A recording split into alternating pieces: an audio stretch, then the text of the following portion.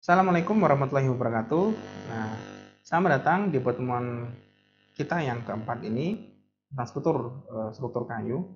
Dan kali ini kita akan membahas tentang batang tekan, gitu ya. Nah, batang tekan ini sangat berbeda karakternya dengan batang tarik kemarin, karena di SNI sendiri, kalau batang tarik kemarin tidak ada satupun rumus yang dicantumkan dalam SNI kayu. Nah, di batang tekan ini ada banyak rumusnya dan rumusnya itu unik-unik dengan nilai koefisien-koefisien yang itu tidak bisa tergantikan, hanya bisa diikuti dari SNI. Terlebih lagi, SNI juga menjelaskan bagaimana latar belakang dari rumus tersebut. Nah, itu yang saya suka dari bahan tekan ini. Jadi cukup lengkap, rumusnya apa, kemudian alasannya apa, idenya dari mana itu ada di dalam SNI. Dan nanti akan saya pandu buat kalian memahami bagaimanakah mekanika dari batang tekan tersebut. Nah, studi kasusnya masih sama, kita menggunakan rangka kuda-kuda yang kita gunakan pada batang tarik kemarin gitu ya. Sebenarnya kalau nanti penjelasan saya akan saya mulai langsung dari rumus SNI-nya dulu, bagaimana rumusnya dan bagaimana nanti hasilnya, kemudian ada contohnya, kemudian nanti akan saya masuk ke penjelasannya dari SNI. Nah, dari penjelasan SNI tersebut ternyata saya bisa mengkaitkan dengan perilaku tekuk dari batang tekan.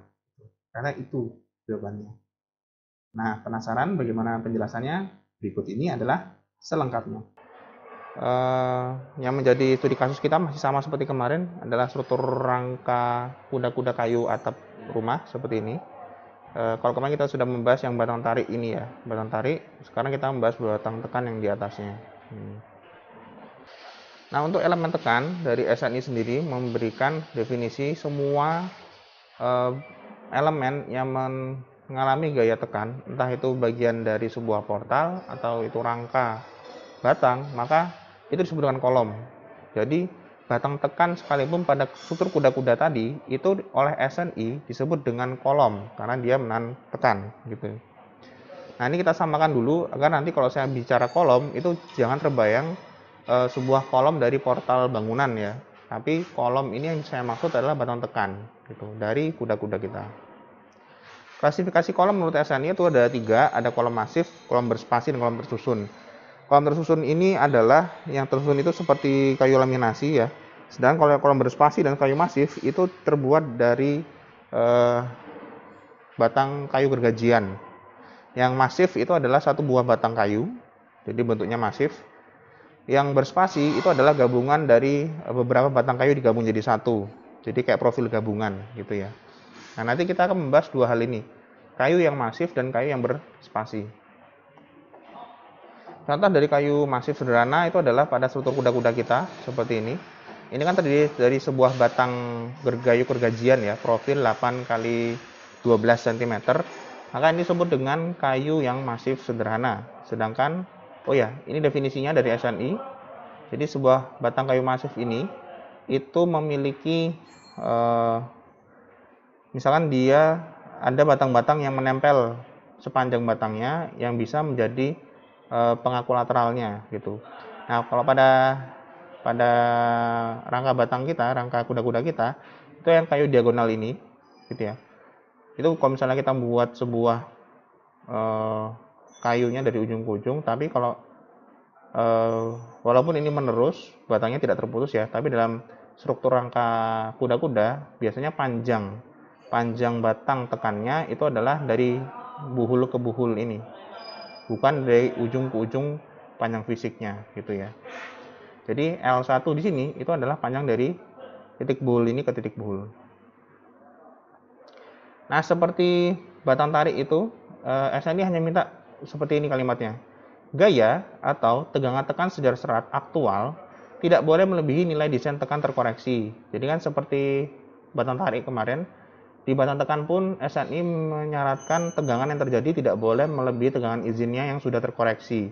Terkoreksi moisture content, terkoreksi durasi pembebanan, terkoreksi temperatur, dan lain sebagainya. Gitu ya.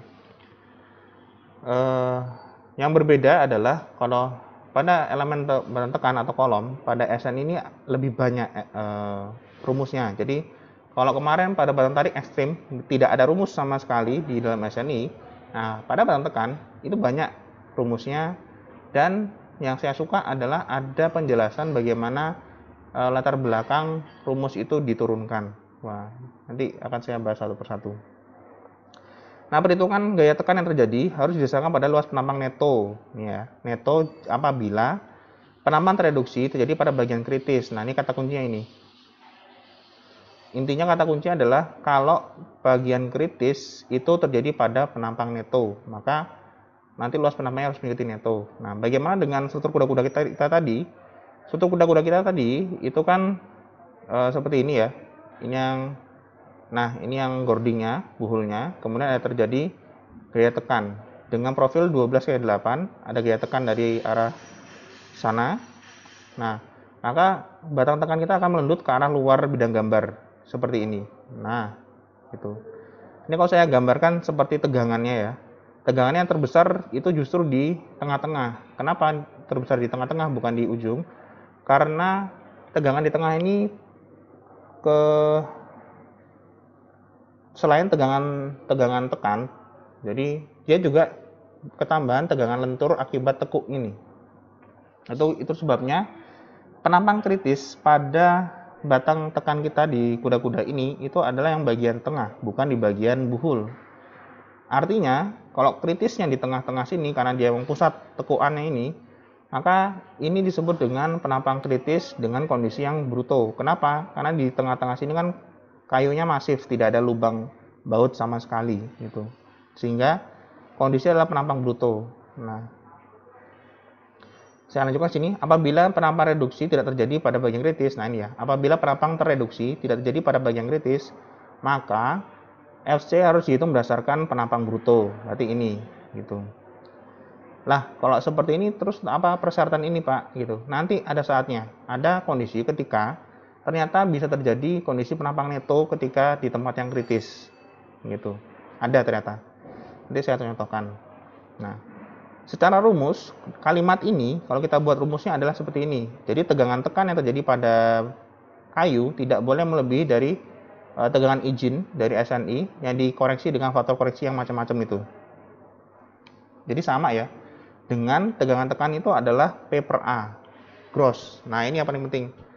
Ini menggunakan A gross, karena di penampang kritisnya dia tidak ada lubang sama sekali. Nah, jadi sangat gampang untuk menghitung tegangan yang terjadi itu cuma tinggal gaya dibagi luasan. Nanti yang cukup sulit itu adalah menentukan berapakah kuat tekan kayunya, gitu. Karena kuat tekan kayu itu kalau yang disampaikan pada tabel SNI itu adalah kuat tekan kayu dengan sampel kayu yang pendek, bukan kayu yang panjang seperti aplikasi pada kuda-kuda ini gitu.